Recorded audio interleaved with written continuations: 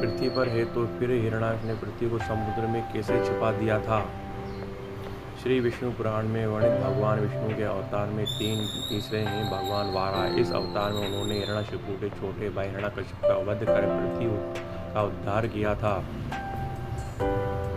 इस अवतार में जो इसमें भ्रामक बात जनमानस में फैली वह यह है कि हिरण्याक्ष ने पृथ्वी को समुद्र में छिपा दिया था, किंतु ये कैसे संभव है। समुद्र में तो पृथ्वी पर ही होता है, फिर पृथ्वी को समुद्र में छिपाई कैसे। दोस्तों तो आइए जानते हैं इसके बारे में। सबसे पहली बात यह है कि पृथ्वी समुद्र में छिपा देने की बात मिथ्या है। किसी भी पुराण में यह नहीं लिखा है कि हिरण्याक्ष ने पृथ्वी को समुद्र में छिपाया था।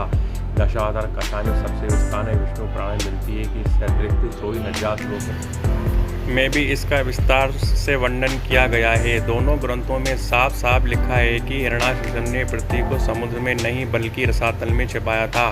पुराणों में 14 लोकों का वर्णन है। इसमें से 7 पृथ्वी के ऊपर और 7 पृथ्वी के नीचे की ओर बतलाए गए हैं।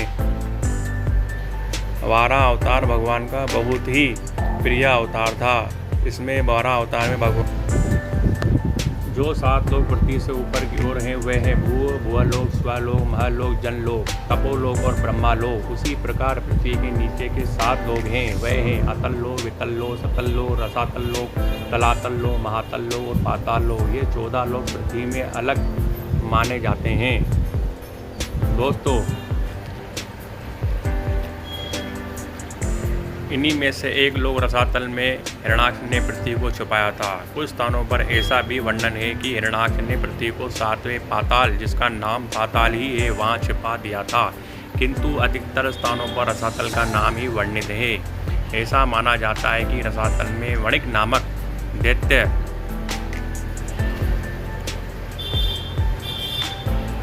का वास है, जिन्हें निवातक कवच कातिले का हिरण्यापुरकाशी के नाम से भी जाना जाता है। ये सभी देवताओं के और गो शत्रु माने जाते हैं। हिरण्याक्ष ने भी इसी कारण पृथ्वी को रसातल में छिपाया था ताकि देवी देवता यहाँ आकर उनकी रक्षा न कर सके। अब प्रश्न ये आता है कि समुद्र वाली बात कहाँ से आई। यह भी हमारी समझ का ही फेर।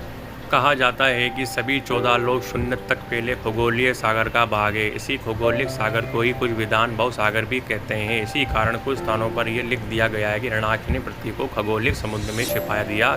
ध्यान दे, खगोलिक सागर नहीं पानी वाला सागर। समय के साथ साथ इसने गलती से केवल सागर मान लिया और ये समस्या उत्पन्न हो गई। इसमें एक समस्या इस घटना के बाद ऐसी घटना कारण भी हुई। ऐसा वर्णन पृथ्वी को रसातल में छिपाने के बाद हिरण्याक्ष सागर में जाकर जल के देवता वरुण को युद्ध की चुनौती देते हैं, किंतु वरुण देवता उनकी चुनौती इस तरह टाल देते हैं और उसे कहते हैं कि इसकी बल की समता करने वाले केवल श्री भगवान नारायण ही हैं।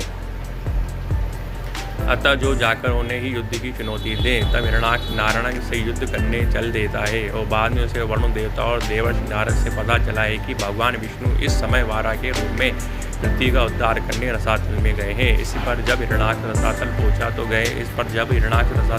तो वह देखता है कि अनंत रूपी वाराह पृथ्वी को अपनी डाढ़ में उठाकर भवसागर अर्थात रसातल से निकालकर उनके अपने स्थान पर ले जा रहे हैं। तब हिरण्याक्ष उन्हें कई अपशब्द बोलते हुए उन्हें युद्ध की चुनौती देता है और उनके द्वारा अवहेलना किए जाने पर उन्हें आक्रमण कर देता है। पृथ्वी को अपने स्थान पर वापस स्थापित करने के बाद भगवान वाराह घोर युद्ध कर हिरण्याक्ष का वध कर देते हैं। और जब भगवान वाराह पृथ्वी को उससे अपने स्थान पर ले जा रहे थे उसी समय हिरण्याक्ष वरुण लोक से ही आता। अब क्योंकि वरुण जल से देवता इसी कारण उसका लोगों को ये लगा कि भगवान वाराह पृथ्वी को सागर से निकाल कर ला रहे हैं। यही है कि इस मिथन का आरंभ हुआ और हिरण्याक्ष द्वारा पृथ्वी को सागर में नहीं अपितु रसातल से लाया था। खगोलीय भवसागर में रखा गया था। समय के साथ हमें यह भ्रम हो गया कि वो सागर था। दोस्तों आपको यह पौराणिक कथा कैसी लगी कमेंट में बॉक्स में ज़रूर बताइए। वीडियो को लाइक ज़रूर करें, शेयर करें और हमारे चैनल को सब्सक्राइब करना न भूलें। मित्रों इसी प्रकार हमें शास्त्रों के अध्ययन करने से, उन्हें पढ़ने से ही हमें ज्ञान और वास्तविकता बात का पता पड़ता है। इसीलिए कहा गया है कि शास्त्र के अध्ययन के बिना हमें किसी बात का पता नहीं पड़ता है। मित्रों ये अवश्य ध्यान रखिएगा।